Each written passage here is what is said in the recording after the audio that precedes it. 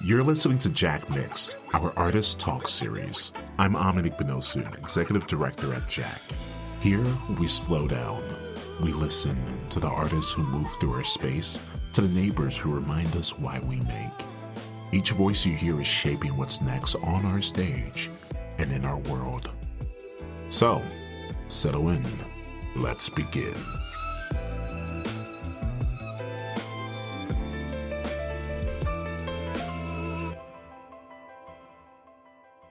Hi, Sugar. Hi. Welcome to our new podcast. You are an incredible multidisciplinary, multi-hyphenate composer, performer, dancer, maker of many things. I see it in your work. And as a similar kind of artist, it's really great to finally meet you and you too. See your work. I've looked through some video archive footage and some things on Instagram as well, and I'm really just so excited by what you're doing and what you're bringing to the landscape of New York City. Thank you. Yeah. So the first question I wanted to start with is, what was your first memory of performance, either music or dance or whatever kind of strikes you as that first formative kind of, oh, this is something special? Yeah, I mean, I performed a recital, not like a solo recital, but like, you know, in one of those group piano recitals when I was, I think 4 or 5, and it went pretty well. And I'm pretty sure that if it had not, maybe I wouldn't have wanted to perform. Okay, yeah. You know, but I played and sang Twinkle Twinkle, and that was, I think I also did another piece out of like the Bastion, beginner book. Right.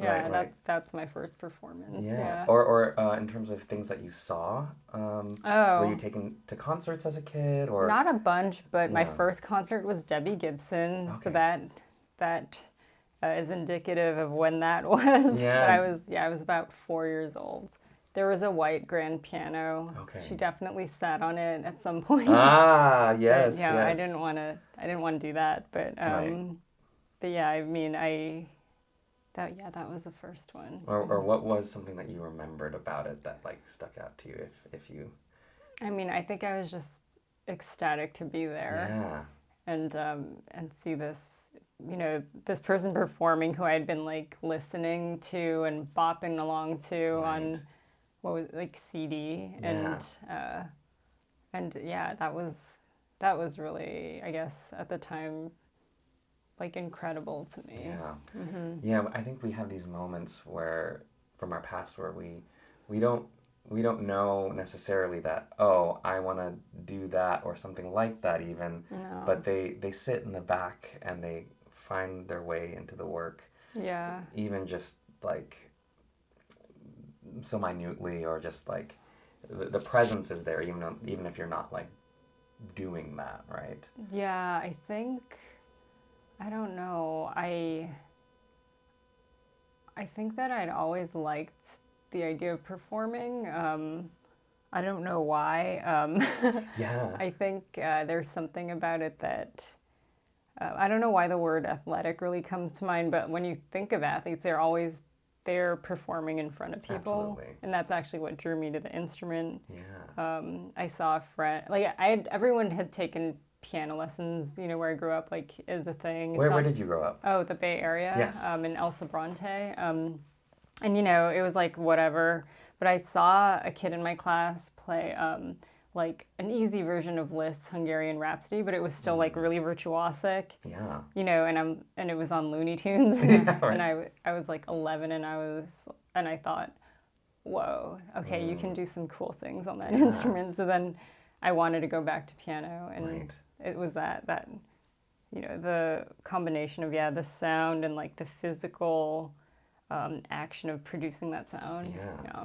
So you were in the context at that time of just doing classical piano, and that was like the thing that was expected of you, or what was the entry point into music in that way for you? Because I mean I know as a mixed Chinese American, like you play violin or piano or both, and like you're supposed to do it in a certain way, and I know you're Filipino, yeah. and that's like tangential, and Yeah, I mean, I actually, it was a thing you do, of course, because there was a piano in the home. There's a Right. piano in, every home. I think it was so common, not just for Filipino households, but a lot of households. Yeah. And, I think the idea is, oh, play this, and then you can play it for, when we have parties. Yes, when the and, guests and the... And yeah. that I hated. I Yeah. hated that kind of performing. I didn't like being a show pony, or so. So that part I didn't like, and I remember my dad telling my teacher to have me play classical music, and I yelled at him for it because I only wanted to play pop music, and I don't like being told what to do in that way. Right. But after I saw that kid play that piece and it was classical, I was like, oh, that's a good stuff. Yeah. Like that. Right, Yeah. right. So you still kept with it in a certain way, and you took the Mm-hmm. lessons, and you took it to a certain level, right? Yeah, I mean, I was as serious as I could be, but I just was very ignorant about what opportunities there were. Like, if I'd known more, I would have gone really hardcore and done like San Francisco prep, or Right, something right, like that. right. But and my parents didn't know about any programs either. They just thought, oh, you take lessons. Yeah. So I think I was lucky to get into college for music. Right, right. And then develop my technique from there. Yeah, and so, like I think a lot of parents, Asian in particular, but also, many others will have their kids play piano as a kind of achievement type of practice. Yeah. And then they don't necessarily encourage or expect you to take that professionally. Oh yeah, no, So definitely not. how did that go for you? Oh, terrible. I said, look, I will go to law school after I get my music degree. That was a plan, and I meant it too, because that was my other job that I wanted to be growing up. Is like, I want to be a lawyer. Yeah. Like Ally McBeal. I don't know if you're familiar with the show. Okay, cool. But they make it look super sexy and That's right, exciting. yeah. And you hear about, oh, you need something to fall back on. Right. Which is, it's such a misconception. But I was like, okay, I'll do that, and that's how I convinced them to let me go to school out here, as if it is connected as if NYU law is connected to the school in any way. And and then the more I did it, I realized you can't try to do both things. I mean, you could, maybe I could have, but it just required so much dedication. I was practicing 8 hours a day. Yeah, that was actually that was another thing I wanted to ask you about in terms of your practice as an artist. And many artists have different kinds of practice, but as a multi and interdisciplinary artist, is there a way that your relationship to practice has changed over the years? Yeah, I still think it's very important, but it's just very hard to get to, and that's just a life thing too. I think to be frank, most artists are not just 100% artisting. Like, you've got to balance it with a job or something. So it has changed in terms of just what is possible. Yeah. But also, I think I have more perspective on it. Yeah. I don't know if being in that room 8 hours a day actually worked. Yeah.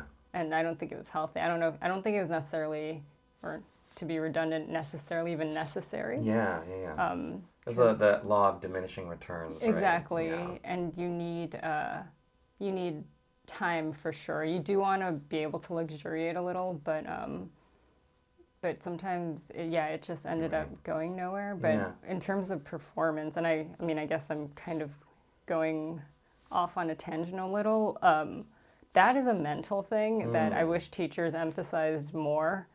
Like, they would be like, well, you didn't practice well. Yeah. That's why it didn't go well. It's like, no, motherfucker. It's because you fucked with my head and you, sorry, bleep. Yeah.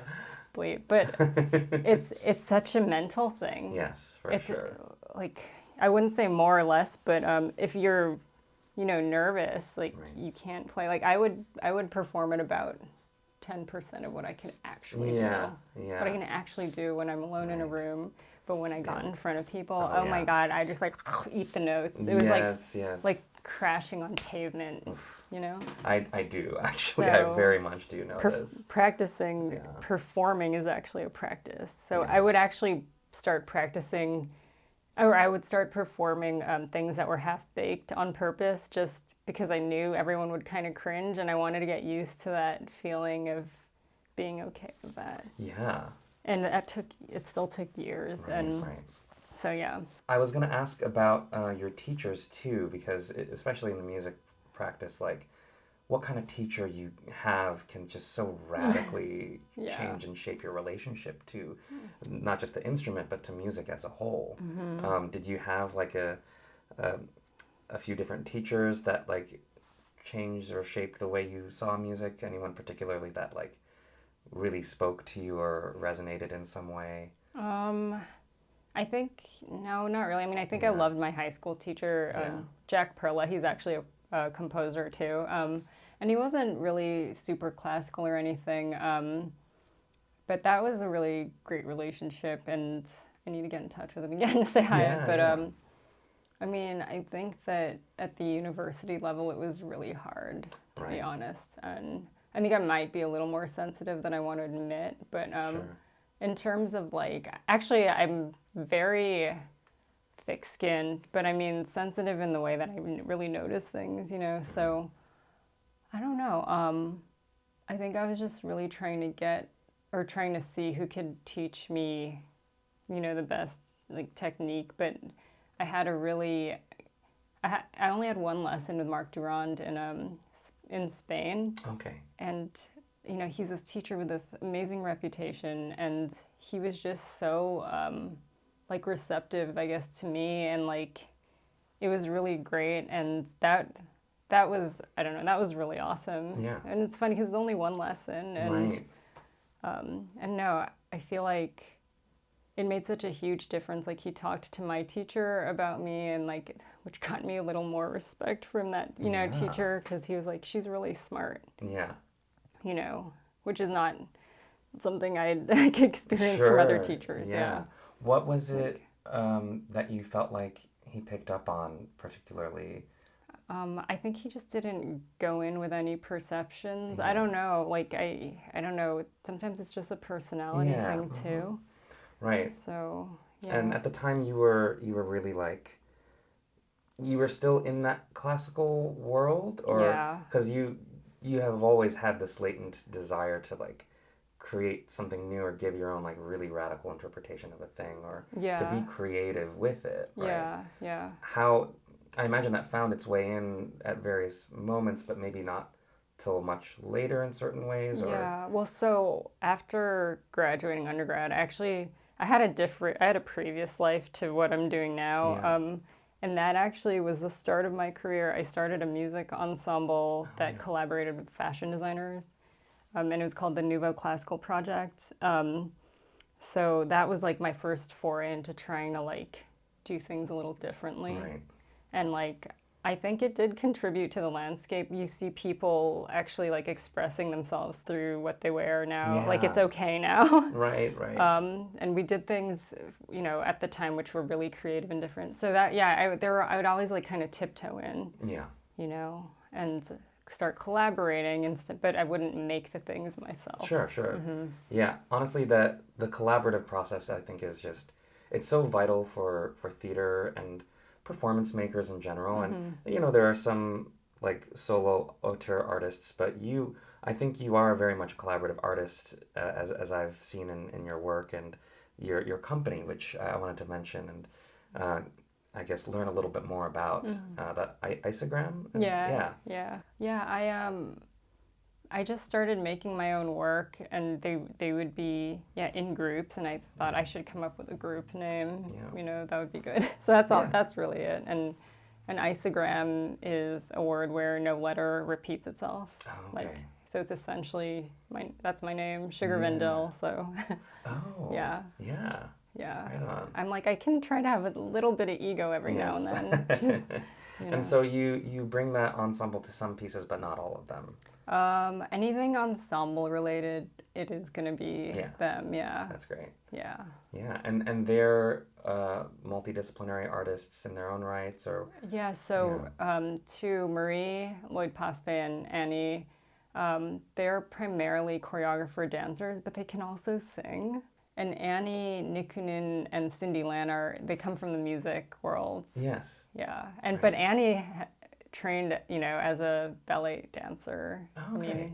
Or took ballet regularly as a child, so she's a dancer too. Yes. And Cindy has just got this kind of natural way of moving that really works, and I mean, what's most important is the interest in doing it, because we all have bodies, so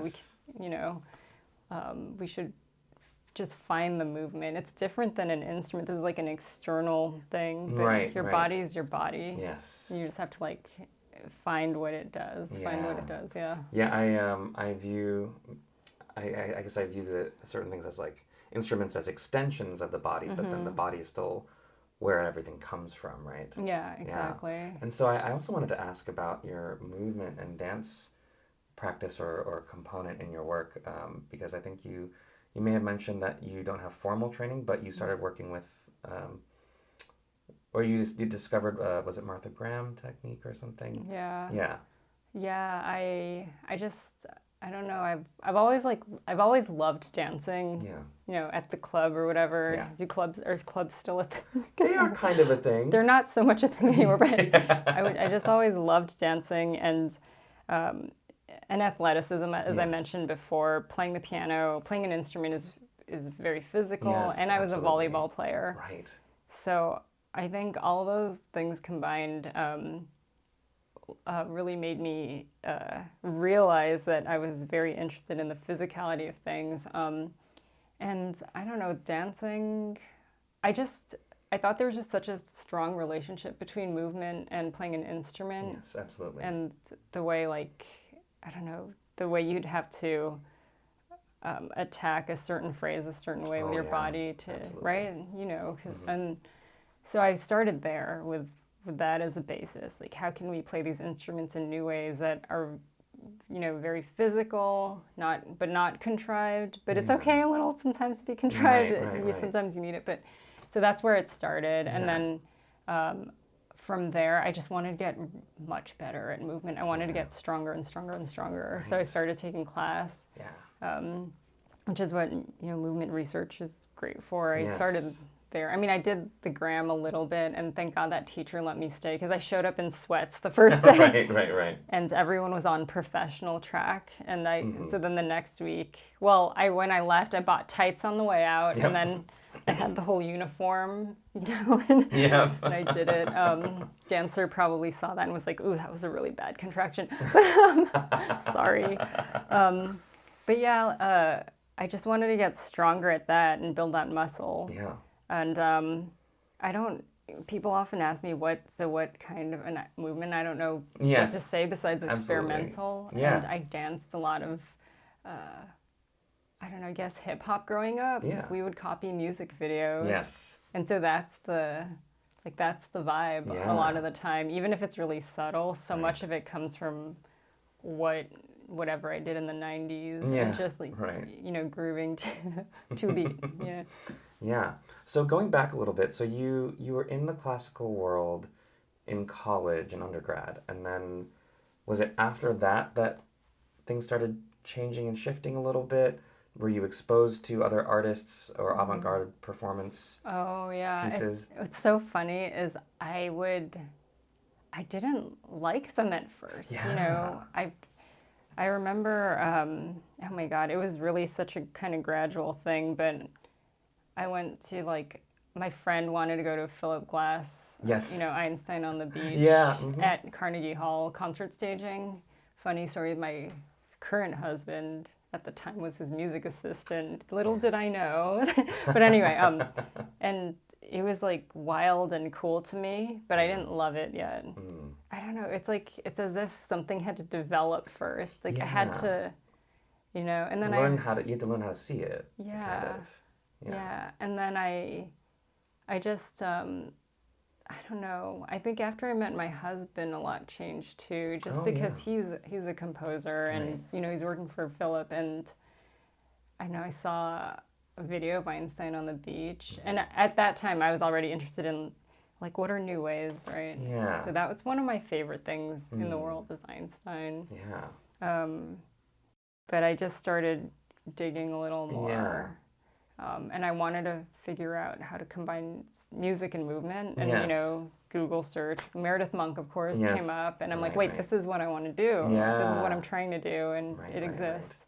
But I do it with instruments too, with Yes. instrumentalists. Yeah, I think that's huge. As a musician myself, I'm such a huge proponent of live music in live performance settings. It's a very easy access to just like find an MP3 or get a recording and play it and then move or do some kind of performance to that. But when there is a live musician, it adds such Yeah. a powerful element that is just, it's like, to me, what I tell people is like, would you rather go to a theater and watch a video of a dancer? Yeah. And so I think the same thing for musicians and live music. And Yeah. it's like, when these things are together, it's just so Yeah. powerful. Yeah. And choreographing musicians is really Yes. hard because, I mean, be honest, like going cheesy is just so, it's just like that can happen so fast. Oh, for sure. So, I mean, there's lots of cheese before, Yeah. and some people might find it cheesy, whatever, to each their own, right? But yes. it's so different because the sound is not going to be, you'll find different sounds, which is actually really Right. interesting because it's like, what if you did this with your body? Yeah. Oh, that's the sound. Because Right. when you're composing, you're often thinking like, oh, this is, these are the parameters. Okay, just do this. Okay, execute it like this. But Yeah. with this kind of composing, you have to like try it out. You have to try it out and see what happens, and then work with, Yeah. and then keep digging from there. Right. Yeah. And so with composing, transitioning from a performer to a composer too is also a bit of a shift as well. Yeah.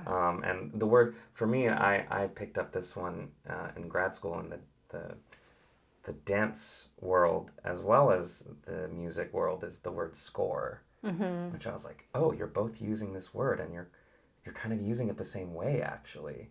And so yeah, I guess I just wanted to hear a little bit more about how you kind of came to that practice as well. Oh, yeah. I think that I mean, I don't know if I was really planning to. I just thought, I'd always wanted to do it, but Yeah. because of the classical training, I thought you needed to be trained in that way as Yeah. well. Right, right. And then, there was actually a hard like aha moment, like when, I mean, I guess like, things had to culminate, like I was in target margin, Yeah. fellowship, like a collaboration was not going well, and then 2 friends died in that same year, and at the moment like I heard about the second friend, I was like, I'm just gonna do it. Right. This was your Islander piece? Yeah, I was like, Yeah. life's too short, like I'm gonna do this. Right. And like I just have to, and I don't care if this goes nowhere, I just have Right. to make it. Like I'd never Yeah. felt so much that like I'd had Yes. to do something, Yeah.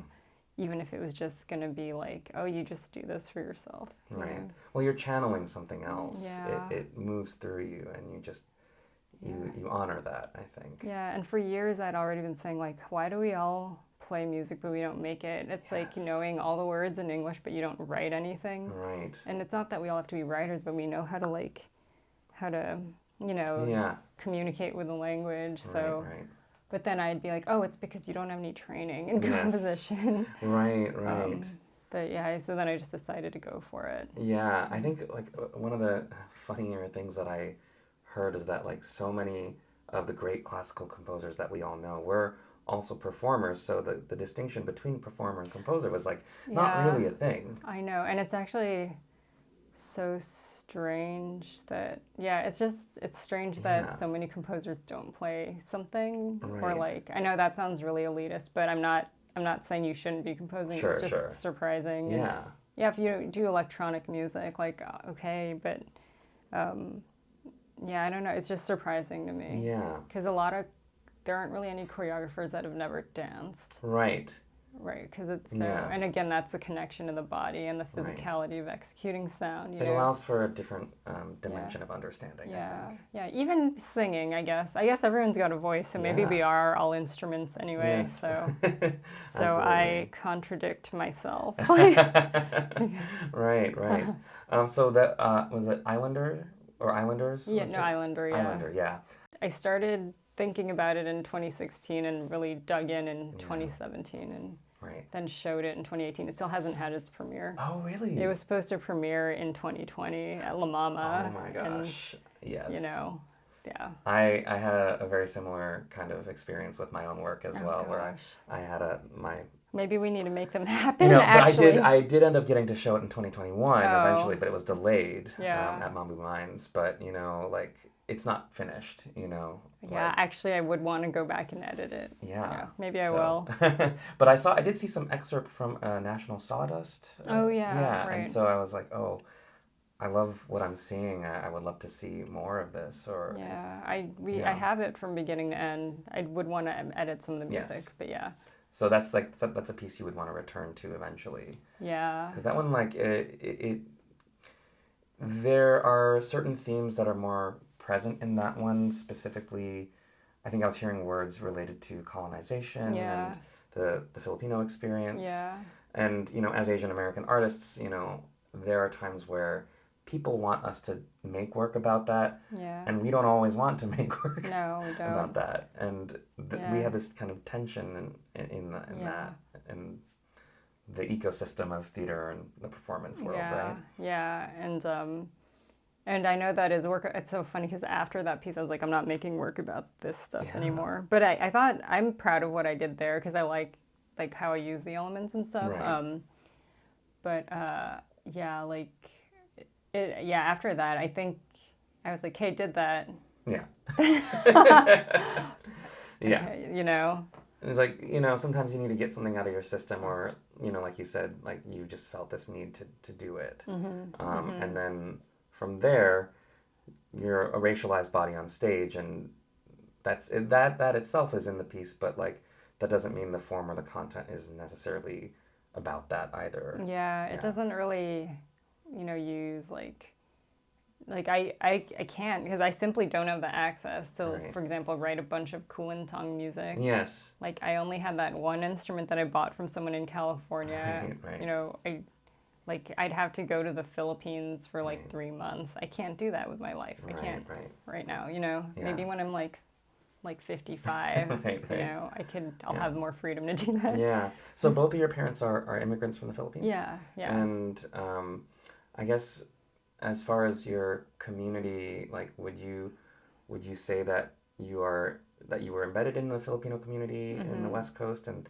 how has that kind of influenced your life and your work here, if at all? Yeah, it's so funny because out there where I grew up is all Filipinos. I mean, yeah. so many. We Right. kind of took it for granted that we were, you know, such a specific culture. Like of course there was food, but it wasn't like every single one of us was taking like Filipino dance class. Right. Though I will say it was such a special experience. Like my 5th grade teacher was Filipino, and we had a Filipiniana, and I still remember so many of the dances that we learned from it. You remember a lot from that age. Yes. So anyway, girls were taking Hawaiian dance. Right. That was really popular where I was growing up. But I think it gave me a certain confidence, you know, to be around a lot of Filipinos and not feel super different. Right. I'm pretty sure I didn't realize it at the time, but I'd say I'm very comfortable in spaces with different kinds of people because I didn't grow up having to feel singled out. Right. Yeah. And so were there different levels of connection to the culture? I know, like, being born here and growing up here, there's such wide variation in like access to the language even. And, like I myself grew up in a mostly white suburb, and my experience in New York has been most of my kind of acculturation, and in terms of like access to things. But you had that in the West Coast, and Yeah. but there's different levels of connection to it. I mean, did you go back often, or? I go once a year, Yeah. but yeah, I grew up hearing the language. Right. My aunt lived with us and also raised me, and Yeah. she spoke it to me all the time. So I understand everything. There's a specific word for when you can understand a language. My speaking isn't as strong, but it's pretty good. Yeah. And Tagalog? yeah, Yeah. and I'm practicing more because I'm trying to teach my son. Yes. So it's actually pretty good, and I'll get better at it. And so I'm lucky to have had that, and but I wasn't super hardcore. Like, yeah, I'm proud to be Filipino. Sure, It was sure. just a thing. I was like, yeah, I'm Filipino, Right. but I'm American. Too, Yeah. like Right. trying. There's butting heads with the parents. Absolutely. About freedom. And, Yes. freedom. We're in America. Right. So. Yeah. But yeah, it's just something I really took for granted that I had that. Yeah. Yeah. And so the Islander piece kind of touched on this, and that remind me, what year was that? Well, it showed in 2018. 2018, right before the pandemic. Yeah, Yeah, but that was also Dixon still Place, yeah. Trump 1.0. Yeah. Oh, presidency. yeah. And Yeah. that was like, I think when a lot of us were kind of reflecting inwards and like thinking deeply about like, oh, like, and if you weren't confronted with it before in a place like the Bay Area where you have a lot of people like you, it's like, oh wait, I am a racialized body in this context, in this country. What does that mean? Yeah. What do I want to say something about that? Yeah. And the burden of saying something about that and representing is also just I know. so huge. I know, and it's important too. I mean, I wasn't really taught about the relationship between America and the Philippines even. Right. They didn't emphasize it was like in such passing that I didn't even really know. Yeah. I mean, yeah, super ignorant. Right. And I'm even forgetting now, I think, because I've been here for so long, in New York and have my people. It is still important to talk about colonization. Yeah. But what's hard, I guess, about what makes it feel like it doesn't matter sometimes is that our audiences are all like arts audiences who already know this stuff sometimes, and it's everyone else that needs to know. Yeah. So those are my thoughts on it. Yeah. So your piece that you're working on now for your performance at Jack is an offshoot of another piece that you performed with movement research, was it? Oh yeah, that was the Yes. work in progress. So the premiere is in January. Right. And this is I wanted to make an installation version or offshoot of it. And so did you say that you hadn't done an installation before, or? Yeah, that's so exciting. No. Yeah. No, that's what's great about Jack. They weren't like, sorry, no. Yeah, right. So what was your process like working on the first iteration of Antonym? Oh, wow. So I only worked on it for like 7, not even continuously. I did 2 showings of it before the pandemic, the year before the pandemic broke. And there wasn't even much of it made back then. It was this just 2 movements, and it's a total of like 11 movements. Okay, yeah. So yeah, it was very different. It was meant to be a trio, just flute, violin, piano. Yeah. But I started dancing more during the pandemic. And so I felt there was a need to expand it. Mm-hmm. Yeah. So the idea, how did it start? Like, what's the origins of this? It's the weather was the origins, because I'm always thinking about the weather, and I have such strong memories, but also emotions around the weather. Yeah. And it has to do with a lot of things. Growing up, being told to stay out of the sun. Oh gosh. Huge thing. Yes. Okay, yeah.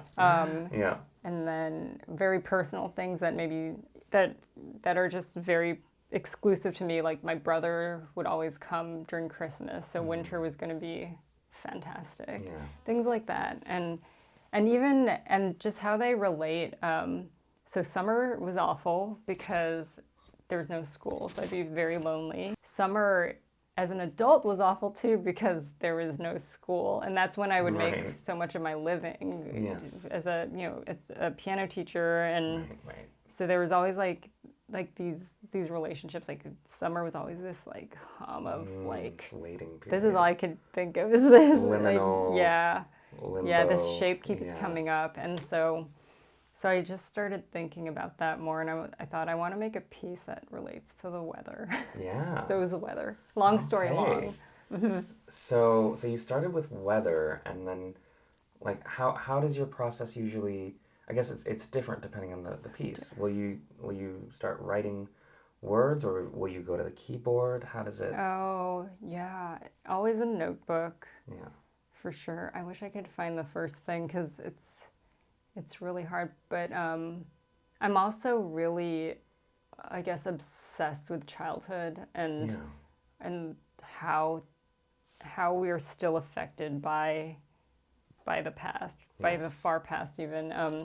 So that's part of it. But yeah, it always starts with a concept and then a lot of writing, and I write every morning. So Oh, okay. yeah, every Yeah. morning I'm in my journal, but they're very much written like essays. Not on purpose. It just kind of happens because Yeah. I'm like, this is what I'm thinking about, and then like a lot of words and mind maps. Do you remember mind maps? Yes. Yes. A lot of Yeah. yeah, and then sometimes it's sometimes it mostly starts with music though. Yeah. Yeah. And so like the kind of the Yeah. melodies or the patterns, they just kind of you're accessing the feeling, and then it kind of just Yeah. grows. And I guess you have a recorder on when you do things, or Sometimes, Yeah. and sometimes I don't, and it's so bad. I mostly don't. I'll write it Right. down, and then I'll try to Yeah. remember what it meant. Yeah. Oh, yeah. Writing things down. Like, do you? Yeah. I guess are there times where you write things down really, precisely in that classical brain, or do you just kind of feel it, or have an improvised score where you're like, okay, it has to have this chord, but it can Oh. be, you can play within that. Right. I think maybe it's a hybrid of that because so I don't have Sibelius open Yeah, or right, anything. I can't deal with that like when I'm just starting, but I'll have a notebook and I'll like write the staff out. Like I Right. don't, and sometimes I'll be smart enough to have staff paper, but Yeah. it's yeah, sometimes it's just notes like Right. plotted, and then like I'll write in words the idea of the rhythm, Yeah. and yeah. So like you'll that. have the music kind of ideated, and then what point do you bring your collaborators in the room and like then start like Oh. messing around? Once it's, oh my gosh. Or what's the I most always- exciting part about Well, I that? always have something prepared because I'm very sensitive to the idea of someone making your stuff for you. I don't want to Yeah. make them do that. Yes, yes. And it's not like they don't contribute Right. because I want to make it clear that there's, especially if some things like improv-y, Yes. definitely. But I really try to have some loose score. Yeah. And not just with like, can you, with essentially do this, and not pictures. I don't do Right. just I don't do graphic. Like there are actual notes there for them to, yeah. Yeah. And then sometimes I won't have it written down, but I'll be like, okay, can you play an F like this, Yeah. Yeah. Yeah, because the video that I saw was really fascinating. It was like this kind of ecosystem of different kinds of performance happening simultaneously, and like they a lot of them at times felt like they were in their own worlds, but they were kind of speaking to each other. Which one was that? This was the movement research one that Oh, I yeah. was really like. Oh yeah, there's a score with like selves, Yeah. of what to do, and Right. they mix them up. So it's still their, perspective and their artistry contributing to that. Right. Because they're deciding when to do what, and yeah. Yeah, because I imagine like the language that you use might have a lot of similarities, but also differences with the dancers and the musicians, and you have to like yeah. have your own understanding of all these different kind of artistic languages as well, right? Yeah. Yeah. Yeah. It's really hard. I mean, it's so hard. I'm not gonna lie. It's challenging. Yeah. Yeah. What are the biggest challenges Oh yeah. in that kind of? I mean, there's just so much going on. Sometimes there's a hole, right? Yeah. And I have to fill the hole, and then you also have to make sure to know when to not fill the hole. Sometimes you need the breathing room. Yeah, exactly. Editing is kind of hard right now. But that's really it. Or like having an idea and then figuring it out how it's gonna communicate, but also communicate but not suck. Right. Like you should I should probably show like the progress. Like there's this section called desks. It was in movement research where they're like doing all those like percussive, like sculptural movements with their body. Yeah. That didn't start that way. It was hard. It was like me and Annie in a room, some folding chairs. I'm like, this is what I would literally do. I showed, and it was very literal of what I did as a kid, and it didn't look great. And then from there, I keep thinking about what else I could do. So I'm like, what if the people were desks? The desks. Yeah. Right. So anyway, it's like a long process sometimes. Yes. Right. Yeah. And so this piece and maybe other pieces you mentioned touch on the theme of nostalgia and childhood. How is that for you as a parent too? Because you're remembering, I guess, your childhood while you're also witnessing this child go through those same kinds of moments, but in a completely different context, right? Yeah, it's funny. I mean, I guess I'm sort of a compartmentalizer a little bit. There's a bit of separation, though there are some things that occasionally that he does, and I put it in there. Right. And in a way, because it's being done now, because this piece also has to do with imagining the future. Yes. And forward propulsion, it's really subtle, but it's there because I'm pulling from something that's, that I'm witnessing in this present moment and not from a past memory. Yeah.